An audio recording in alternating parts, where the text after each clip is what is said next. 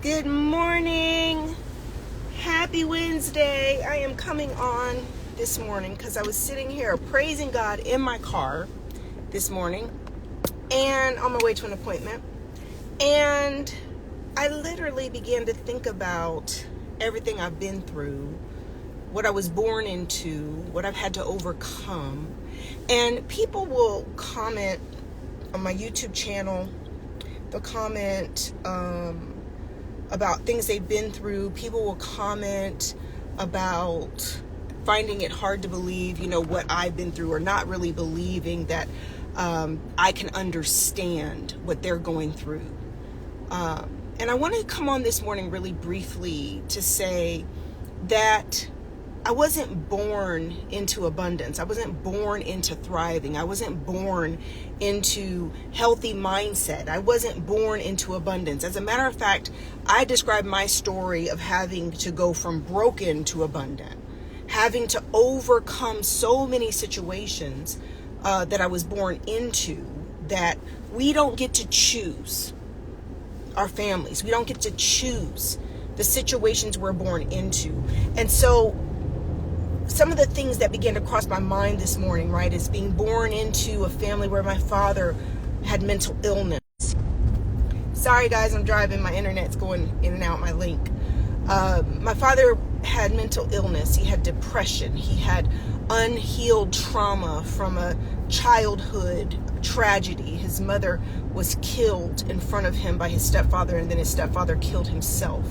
I was born into situations where my father thought that religion and thought that Christianity could just heal all of that, when he discovered God and gave his life to God in his mid to late 30s after years of being in prison and committing felonies and being a druggie and a womanizer, and my mother being naive and coming from a pretty decent middle-class family, naively marrying a man that was so damaged and hurt. And then all of the craziness that ensues in their marriage as a result of my father's issues pouring over and bleeding all over his family. I found out last year my father molested my older sister and other family members. I found out that my father had a lot of narcissistic tendencies, but there was incest in my family.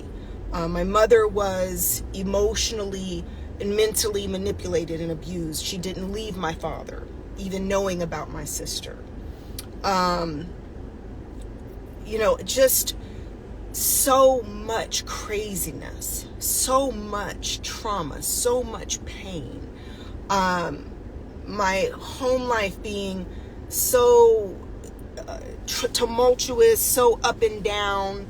I began as a little girl overeating at the time of 5-6 years old to try to deal with emotions that I didn't understand. We all have these stories, guys. We all have a testimony. We all have things that we have had to survive, that we have had to overcome. The key is it's your responsibility to make sure you heal yourself and heal your mind and your heart in order to live abundantly. Because we're not in control of what we're born into, right? I got sick when I was 12 years old, deathly sick.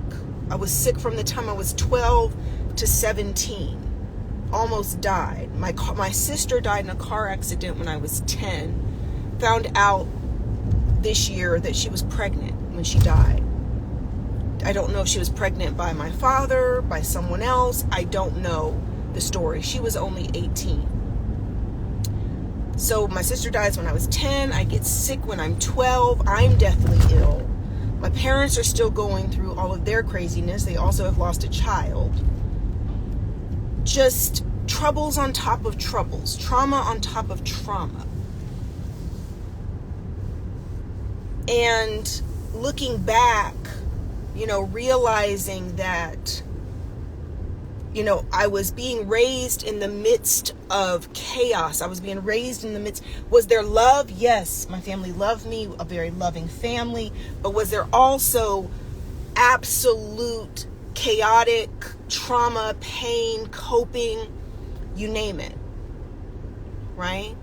And as I look at my life and I see the hand of God on my life, I see the grace of God on my life, I see, recognizing that even my resistance about ministry, my resistance about wanting to go to anything that resembled traditional ministry is rooted in trauma. It's rooted in everything I know about traditional ministry being related to my father, who in his personal life was such a wreck, guys, that I associate church and traditional ministry with my father, which makes me mentally, it's been a long road getting to the point where I trust God, trust myself, trust the calling on my life to be able to do ministry, even if it's not traditional, where I trust to say, okay, it's something that I can do that doesn't have to be so steeped in trauma and craziness and duplicity and lying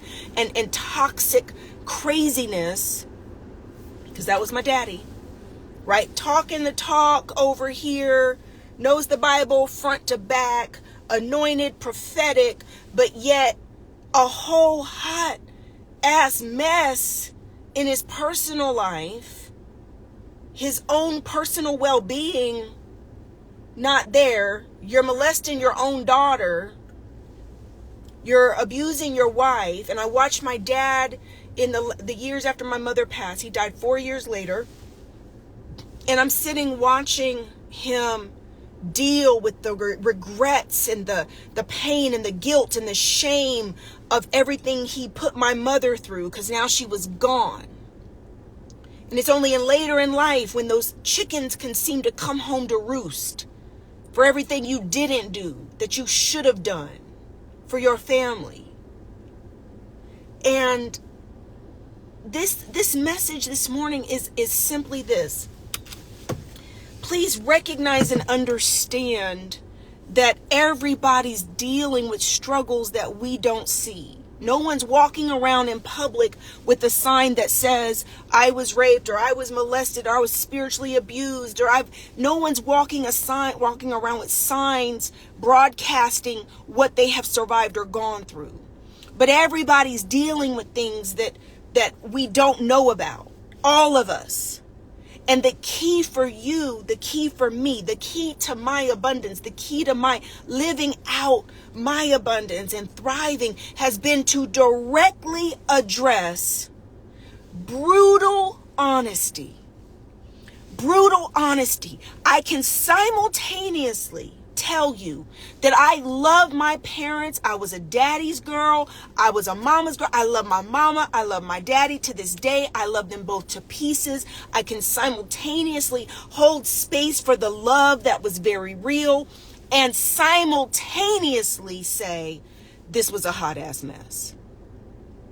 I can simultaneously say and understand that my dad was anointed and he was prophetic and that was not fake and that was very real, but he was also damaged and bleeding and hurting people and not living his life from a place of integrity and honesty and healing and wholeness over here. I can look at my mother and say, Mama, the way you raised me to be so strong, you couldn't even do that for yourself. You didn't protect your daughters. You didn't get your girls out of harm's way. You chose to stay with a man instead of getting us out of harm's way and away from this man. You let my sister leave when she was 18 and leave home, and she died in a car accident, wasn't even living at home, ran away from home because she's being molested at home. And so she can't wait to turn 18 and get away from this fool because you're not protecting her. And then she dies pregnant in a car accident because nobody was protecting her. And I can simultaneously love my mother and appreciate everything she did to me. And I can simultaneously love my dad, and even though I was a daddy's girl, accept that he was really great father to me in so many ways, but yet a monster to my sister and a villain and a terrorist to others. Because your experience of someone has nothing to do with somebody else's experience of that same person. He's both angel and demon all tied up in one. Beautiful and a monster all tied up in one. Because in today's society, everyone wants to deal in ideals. They want to deal in just, it's all of this or it's all of that. And that's not real life. People got good and bad in them. They've got good and evil. They've got, at all times, all of us are one choice away from either leaning into love and faith or leaning into fear and trauma and craziness. So I can hold him accountable for who he is and how he showed up. And I can hold my mom accountable and still love them. This is for somebody who needs to take a harder look at their family. You need to take a harder look at all your own trauma and what you were born into. And then what are you repeating in your life? What are you carrying forward in your life that needs to be healed? Either from an abusee or an abuser. Are you the abusee or are you the abuser or are you a little bit of both? Thank you, Queen of Cascade, for buying a badge. How do you show up? How is the trauma and the craziness that you've experienced in your life? How are you showing up? How is it manifesting in your life? How is it being expressed in your life? What do you need to face? What do you need to focus on in order to heal so you can walk out your own abundance? I didn't get here by mistake. I didn't get here by accident. I didn't get to a great place in my own life to be thriving because I didn't go through anything and I was born with a silver spoon in my mouth and I was born into a great situation. No, that's not how I got here. I got here by working for it. I got here by making up my mind that I wanted a better life than what I was born into. I want a better life. I want a healthy marriage. I want loving friends. I want more than enough money in the bank. I don't want to be broke, busted, and disgusted. I don't want to tolerate abuse because I'm afraid there's nothing else for me. I want to live abundant. I want the promises of God over my life. I want the promises of God, of Holy Spirit, the fruit of the Spirit. I want a balanced, healthy, peaceful, loving life. I didn't learn that from my parents. I didn't inherit that. I've been saying it a lot lately. Some things are caught, not taught. I had to catch a lot. I wasn't taught it. I had to catch it.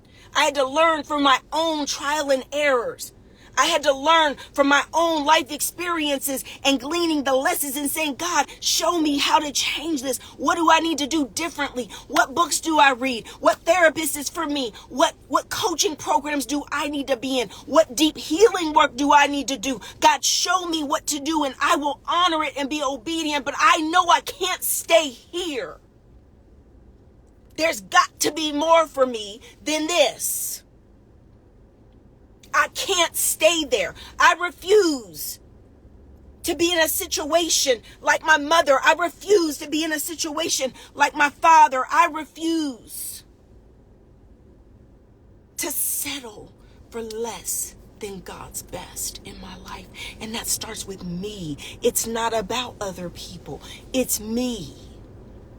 I had to heal my own brokenness. I had to heal my own issues. I had to heal my own mindset. I had to heal my ability to receive and give love. I had to heal all the junk and stinking thinking that I had inherited from my mother and father. Lydia, you don't know how much you've helped me in my healing journey. I appreciate you so much. You're welcome, Lydia. God is great, and so are we. God is great, and so are we. Stop putting all the greatness on God and then burying and minimizing and limiting yourself to say that you're dissociated from the greatness of God. We are inside of God. God is inside of us. We are great. We have the power and the ability to change anything in our lives that does not line up with who God is. We have the power. We have the power. God is inside of you at work at all times. It is a choice at all times between leaning in to love and faith or leaning in to fear. The more you lean into fear, the more you will avoid dealing with the hard things, the more you won't tell the truth about what you need to overcome. And if you won't tell the truth, honey, about what needs to be healed and what you've been through, then you can't heal it. You can't come through it. If you can't admit it, how are you going to heal it? If you won't admit how bad it is, if you can't admit, because part of greater purpose and happiness is tied up in your gifts, and it's tied up in your calling, walking out your life. And perfect happiness is tied up in your calling. Guess what your calling is connected to? Your calling is, your higher calling is connected to the trauma that you won't admit. So how can you walk it out to be called to help the same people that you're supposed to be helping if you won't admit what you even have in common with the people you're called to? I've been working for years, healing classes and healing work with people for years, for over a decade. And predominantly the work I've done has been helping women to heal who resemble my mother and my sister, and I didn't even know it. Didn't find out till last year about my sister being molested by my father. But 95% of the women who've come through my healing programs have been sexually molested or raped. 95%. Incest, rape, sexual trauma has been behind the scenes work I've been doing for years. Didn't even know that about my sister, but yet in following my path and my calling, being raised in a household where this was happening around me, not realizing the spiritual imprint that it put on me to have a heart for women who have suffered the same and need to overcome and heal the same trauma. My greater calling is directly related to all the trauma and hurt I've been surrounded by and survived. You can't heal what you won't feel. You can't walk in your gifts and your higher calling if you won't admit what you've been through. I love you guys. Soft Wife Life mentoring and training is available. Make sure you get in there. We're going to be doing a lot of healing work. I'm just letting you know right now. I just did an interview with the Portia Show yesterday, and we talked about Soft Wife Life. And really what it's all about at the end of the day is leaning into Holy Spirit and healing so that you can show up soft, so you can find balance and peace and lean into your femininity. That's Holy Spirit. We were on set and Portia's like, why do I feel so relaxed? Why do I feel like I just got a massage? We were talking about Soft Wife Life in the interview, and I'm saying it's Holy Spirit. It's leaning into Holy Spirit. Leaning into your softness, your femininity, your peace, your balance, your patience, your certainty that God is with you at all times. And God is making a way and providing for you at all times. There's no need to rush. There's no need to be overwhelmed and work yourself to death. God is making a way. Sign up for Soft Wife Life training. I got to go to my appointment. Now I'm late. I love you guys. I'll talk to you soon. Bye.